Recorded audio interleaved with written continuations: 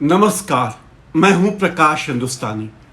आज इस वक्त मैं दिल्ली में हूं, एक कार्यक्रम में आया हूं, लेकिन अभी मैंने एक खबर पढ़ी। खबर के बारे में मुझे पता चला तो मुझे लगा इस पर चर्चा करनी चाहिए। खबर ये है कि गुजरात में 2002 के दंगों में जिस बिल्किस बानो के साथ करीब 11 लोगों ने बलात्कार किया था और बाद में वे लोग जमानत पर छूट गए थे, जेल की सज़ा पूरी होने के पहले छोड़ दिया गया था, उन सब लोगों को वापस जेल जाना पड़ेगा। सुप्रीम कोर्ट ने उस फैसले को रद्द कर दिया है और कहा कि उन सबको वापस जेल जाना चाहिए। जस्टिस उज्जवल भुइयां और जस्टिस बी नागरत्ना ने ये बात कही है। उन्होंने कहा है कि सज़ा अपराध रोकने के लिए दी जाती है, पीड़ित की तकलीफ की भी चिंता की जानी चाहिए। सुप्रीम कोर्ट की बेंच ने गुजरात सरकार द्वारा उन लोगों की रिहाई के फैसले के बारे में कहा कि गुजरात सरकार को कोई हक था ही नहीं कि वो उन लोगों को माफ़ कर देती, छोड़ देती।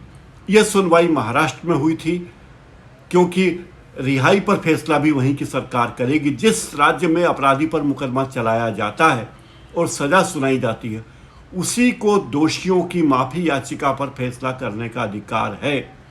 दरअसल हुआ ये था कि मई 2022 में जस्टिस अजय रस्तोगी ने उस फैसले को भी रद्द कर दिया था, जिसमें गुजरात सरकार ने 11 दोषियों को जल्दी माफ़ी देने की अपील की अनुमति दी थी।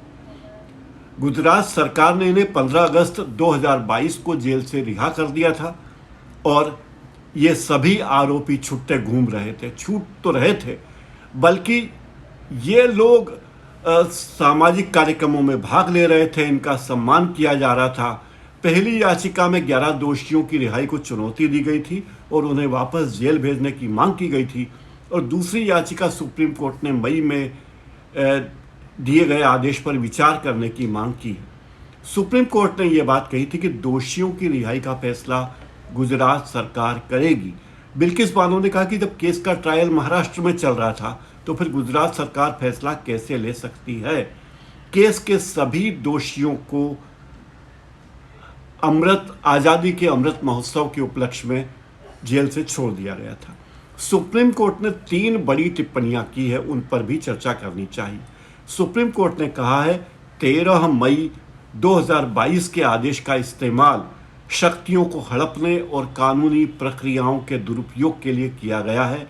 हम शक्तियां हड़पने के आधार पर गुजरात सरकार के छूट के आदेश को रद्द करते हैं। दूसरी बात जो सुप्रीम कोर्ट ने कही, गुजरात सरकार रिहाई के लिए सक्षम नहीं है। वह दोषियों को कैसे माफ कर सकती है? जब इन दोषियों की सुनवाई महाराष्ट्र में हुई तो फैसला भी महाराष्ट्र की सरकार ही कर सकती है। तीसरा, जो बात सुप्रीम कोर्ट ने कही है और बड़ी महत्वपूर्ण बात है, सुप्रीम कोर्ट ने कहा कि सजा अपराध रोकने के लिए दी जाती है, पीड़ित की तकलीफ की चिंता भी न्यायालय को करनी चाहिए थी। जस्टिस नागरत्ना ने कहा कि सजा प्रतिरोध के लिए नहीं, सुधार के लिए है। क्यूरेटिव थ्योरी के अनुसार सजा की तुलना दवा से की जाती है। अगर किसी अपराधी का इलाज संभव है तो उसे छोड़ देना चाहिए, एक सुधारात्मक सिद्धांत है। लेकिन पीड़ित के अधिकार भी महत्वपूर्ण है। नारी सम्मान की पात्र है। क्या महिलाओं के खिलाफ जघन्य अपराधों में छूट दी जा सकती है? ये वो मुद्दे हैं जो इस प्रकरण में उठे हैं। जस्टिस नागरत्ना ने कहा कि हमें योग्यता और स्थिरता दोनों के आधार पर रिट याचिकाओं पर विचार करने के लिए हम आगे आए। क्या पीड़िता द्वारा धारा 32 के तहत दायर याचिका सुनवाई योग्य है? 2, क्या छूट के आदेश पर सवाल उठाने वाली जनहित याचिकाएं मानने योग्य है? 3, क्या गुजरात सरकार छूट आदेश पारित करने में सक्षम थी? और 4, क्या दोषियों को छूट का आदेश कानून के अनुसार दिया गया है? तो ये पाया गया है सुप्रीम कोर्ट के द्वारा कि छूट के आदेश को कानून के अनुसार नहीं दिया गया। छूट का आदेश महाराष्ट्र की सरकार दे सकती थी, गुजरात की सरकार नहीं दे सकती थी, इसलिए गुजरात सरकार के उस आदेश को रद्द कर दिया गया। जस्टिस नागरत्ना ने कहा कि जॉर्ज बनाशा को कोट करते हुए उन्होंने कहा कि लोग ठोकर खाने से नहीं सुधरते। अपराध की घटना का स्थान और कारावास का स्थान प्रासंगिक विचार नहीं है। जहां अपराधी पर मुकदमा चलाया जाता है और सज़ा सुनाई जाती है, सज़ा भी वही सरकार दे सकती है। बात बिल्कुल सही है।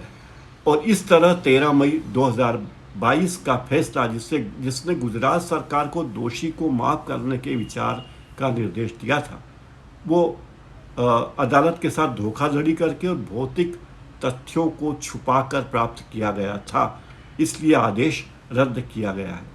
जो 11 लोग इस मामले में दोषी हैं वो है राधेश्याम शाह, शैलेश भट्ट, मितेश भट्ट, प्रदीप औंधिया, रमेश चंदना, जसवंत भाई नई, गोविंद भाई नई, राजू भाई सोनी, विपिन चंद्र सोनी, केसर भाई वहानिया और बाका भाई वहानिया। इनकी तरफ से एक बात भी कही गई थी कि इन लोगों को झूठे मामले में फंसाया गया और दोषी करार दिया गया, ये भी बात उठती है। लेकिन सवाल यह है कि अगर किसी व्यक्ति को सज़ा हुई है और कोर्ट के द्वारा सज़ा दी गई है, तमाम जांच पड़ताल के बाद दी गई है, तो क्या ऐसी बातें करना कोर्ट के आदेशों का उल्लंघन नहीं है? जब ये बलात्कार की घटना हुई गोधरा कांड के बाद, ये घटना हुई थी 3 मार्च 2002 को, तब दंगे भड़के थे। दाहोद जिले के लिमखेड़ा तालुका में रहने वाली रंधिकपुर गांव की उग्र भीड़ ने बिल्किस बानो के घर में घुसकर हुड़दंग मचाया। दंगा करने वाले लोगों से बचने के लिए बिल्किस अपने परिवार के साथ खेत में छुप गई थी। तब बिल्किस केवल 21 साल की थी और 5 महीने की गर्भवती थी। दंगाइयों ने बिल्किस का गैंग रेप किया, उसकी मां और 3 महिलाओं के साथ भी रेप किया। इस हमले में दंगे में बिल्किस के परिवार के 7 लोगों की हत्या कर दी गई और 6 लोग लापता हो गए जो अभी तक नहीं मिले हैं। हमले में सिर्फ बिल्किस, एक शख्स और 3 साल का बच्चा ही बचा है। 2008 में ये सज़ा हुई थी। आप मानिए 2002 में वारदात हुई, 2004 में इन्हें गिरफ्तार किया गया और 2008 में सीबीआई की स्पेशल कोर्ट ने इन 11 लोगों को आजीवन कारावास की सज़ा सुनाई थी। पहले इन्हें आर्थर रोड की जेल में रखा गया, फिर नासिक रोड की जेल में रखा गया और बाद में 9 साल बाद सभी को गोधरा की सब जेल भेज दिया गया। इस तरह ये मामला लगातार चर्चा में रहा, विवादों में रहा और बिल्किस बानो के साथ जो कुछ भी वारदात हुई, अगर बिल्किस बानो की गैंग रेप और हत्या के बाद भीड़ पीछा करती रही, हो सकता था कि बिल्किस बानो को बचा लिया जाता, लेकिन बिल्किस बानो को नहीं बचाया गया। बहुत ही दुर्भाग्यपूर्ण घटना है। लेकिन एक बात ज़रूर है कि इसके बाद ये कहा जा सकता है कि लोगों के मन में सुप्रीम कोर्ट के प्रति, भारतीय न्याय व्यवस्था के प्रति थोड़ा विश्वास जागा है और अब लोग न्यायालय की व्यवस्था पर भरोसा कर रहे हैं। न्यायालय ने जो कुछ भी किया है वो बिल्कुल सही किया है। बिल्किस बानो के केस में बिल्किस बानो के केस की मैं बात कर रहा था। बिल्किस बानो के केस में सुप्रीम कोर्ट ने यह भी कहा है कि जो भी अपराधी हैं वो 2 हफ्ते के भीतर सरेंडर करें और उनको वापस जेल भेजा जाएगा। तो ये एक ऐतिहासिक फैसला है और इस ऐतिहासिक फैसले से न्याय के आधार पर बहुत सारी बातें हैं। अब चलते चलते मैं संक्षेप में बता देता हूँ कि बिल्किस बानो केस क्या है। दरअसल बिल्किस बानो केस में 11 दोषियों को छूट के आधार पर, इस आधार पर खारिज की गई है कि गुजरात सरकार के पास सज़ा में छूट देने का कोई अधिकार नहीं था, लेकिन उसने गोधरा सब जेल में बंद इन लोगों को छोड़ दिया। कहा कि इनका व्यवहार अच्छा था और आज़ादी का अमृत महोत्सव वर्ष है, इसलिए इन्हें छोड़ दिया गया। इसके खिलाफ कई याचिकाएं लगाई गई और इस मामले में सुप्रीम कोर्ट ने जो याचिका लगाई उसको सुनवाई के लायक माना था।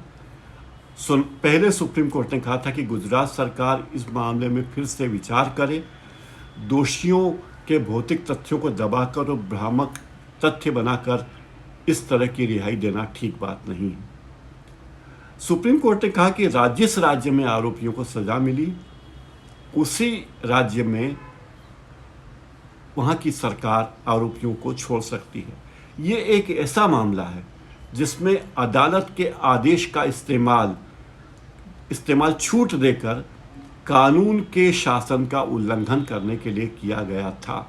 गौर कीजिए, सुप्रीम कोर्ट ने कहा कि एक ऐसा मामला है जहां इस अदालत के आदेश का इस्तेमाल छूट देकर कानून के शासन का उल्लंघन करने का था, इसलिए दोषियों को वापस सजा दी जानी चाहिए और वे वापस सजा पा रहे हैं। इस मामले की गूंज पूरी दुनिया में हुई थी।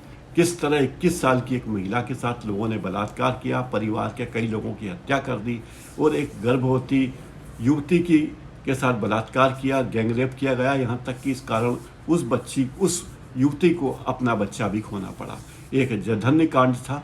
सुप्रीम कोर्ट ने इसकी सुनवाई की है और यकीन है कि इसके बाद अब देश की न्यायपालिका का न्यायिक तरीके से न्याय का दुरुपयोग करने वालों को अकल आएगी और वे आगे से कोई ऐसा काम नहीं करेंगे।